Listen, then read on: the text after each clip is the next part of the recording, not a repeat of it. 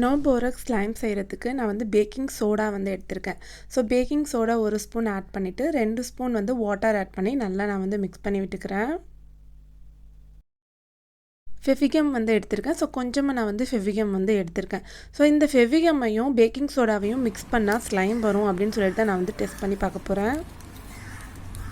So கொஞ்சம் கொஞ்சமாக எடுத்து நல்லா நான் வந்து மிக்ஸ் பண்ணி விட்டுக்கிறேன். பேக்கிங் சோடாவும் க்ளூவும் சேர்ந்தா ஸ்லைம் வருமா அப்படின்னு சொல்லிட்டு நான் வந்து டெஸ்ட் பண்ணி பார்த்தேன்.